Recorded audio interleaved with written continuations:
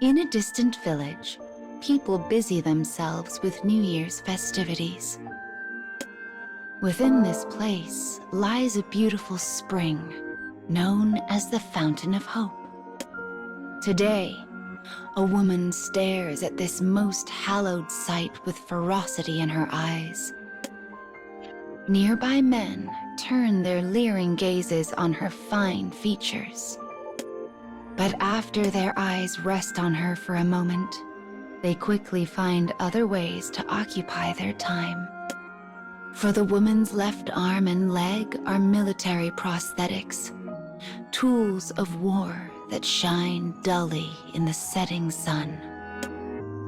The scent of blood and death hangs about the woman. She is an omen of calamity. And it is the expectation of catastrophe that has brought her to this place. For she was told by an informant that the loathsome kingdom is targeting the village. The kingdom knows the villagers let their guard down during the New Year's festivities, and it now schemes to lay them low in one fell swoop. The fact they are using clockwork men for this deed tells the woman it will be a massacre, deaths beyond counting. She knows the assault can come at any time. So as the people increase their revelry, her watchful eye grows ever more keen.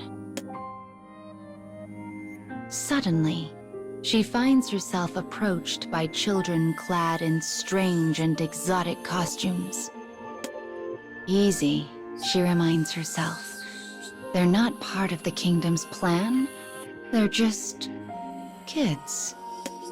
She expects the young ones to scatter when they see her false limbs, but to her great surprise, they instead gather around her with bright, shining smiles.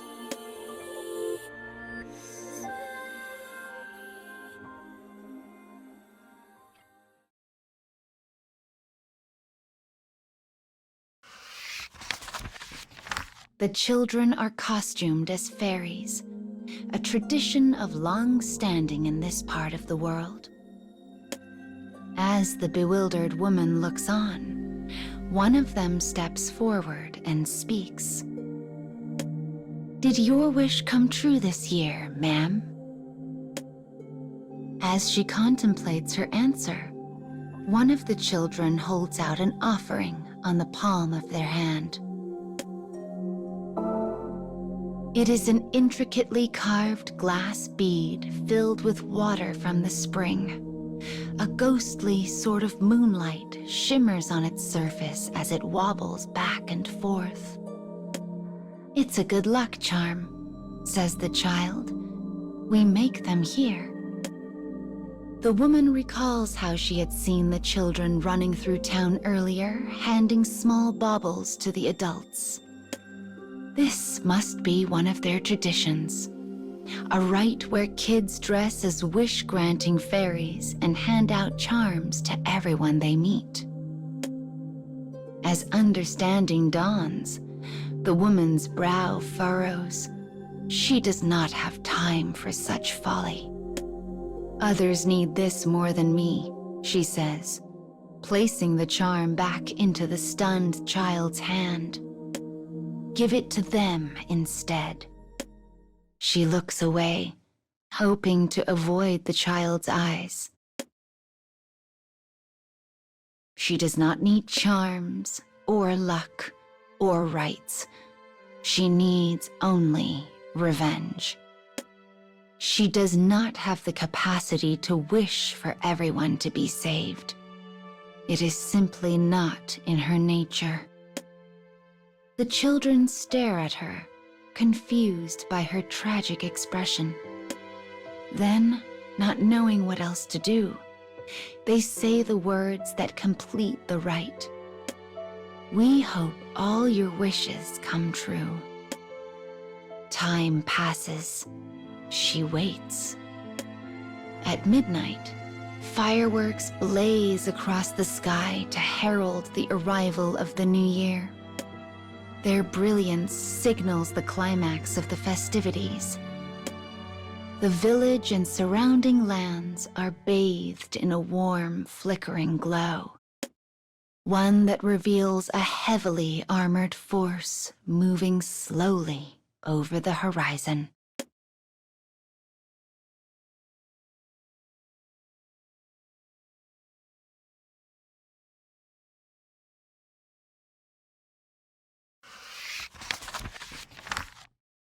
Fireworks turn the night sky to dawn. Explosions spiral flesh and bone high into the air. The fountain of hope bubbles quietly. Blood trickles from the mouths of the dying. The festival, once a celebration, has become a rondo of despair. A clockwork soldier with dead eyes raises his fist before the group of wish-granting children who can only cling to their charms and pray. A flash. The screeching of metal on metal. The woman has blocked the soldier's attack with her sword. The look on her face is a thing beyond words, beyond reason. Perhaps enraged, perhaps conflicted, she pushes the soldier back and cleaves him cleanly in two. She then hurries the children into a nearby house. It will be difficult to save them on her own, perhaps impossible, but she intends to try. "Be silent," she says. "With any luck, your parents are still." Her words falter and die in the dark. Bloodied clockwork men begin emerging from nearby homes, one after the other. Each carries the corpse of a parent high in the air, as if displaying the fruits of a great hunt. Lit by the explosion of a firework, she can see it all far too clearly. The children begin to scream, as if realizing their work is yet incomplete. The soldiers casually drop their prizes and turn to the sound. Fear grips the woman, but she buries it deep inside and makes ready their escape.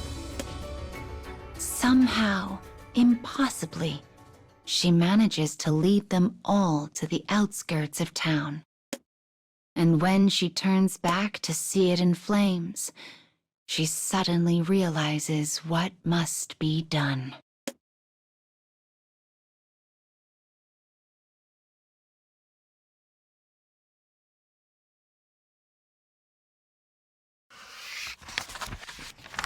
The woman orders the panicked children to hide. They are sobbing, inconsolable. "This is our fault," they wail.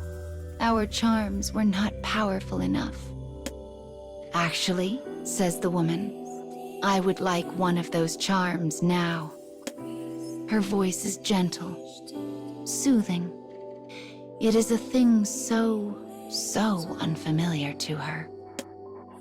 Yet it is the same voice she used all those years ago, but the one she held so dear, the one she tried so hard to save. It is a voice that soothes the weakened, and it works a kind of calming magic on the children. She takes one of the good luck baubles in hand before turning back to town. As the children begin to pray, they grip their remaining charms tightly enough to leave deep marks on the palms of their tiny hands. To think the kingdom would try to steal hope from one so young. They are beyond forgiveness. But rather than rage, it is hope that drives her toward battle this day. Minutes pass. Hours. The sun finally begins its slow march across the sky. Just as the children's despair is threatening to overtake them, the woman returns. Her body is ablaze in crimson, her breath a series of ragged gasps. In one hand, she grasps a number of severed heads, all that remain of the clockwork soldiers. In her other, she grips a bloody, tattered charm. She speaks then, softly but sternly. You see, my wish came true, so all of you need to pray to your charms. You need to live. You need to thrive. It's all right to cling to things you cannot see. So find that hope and never let it go. And when you have children of your own, make sure to pass it down to them as well. Her voice falters. Are her words true? Or is she simply trying to convince herself? She doesn't even know anymore. As she turns and walks away, the tears of the children begin their long descent to the earth below. And though their sadness threatens to overwhelm them, they continue to hold tightly to their charms and to their hope.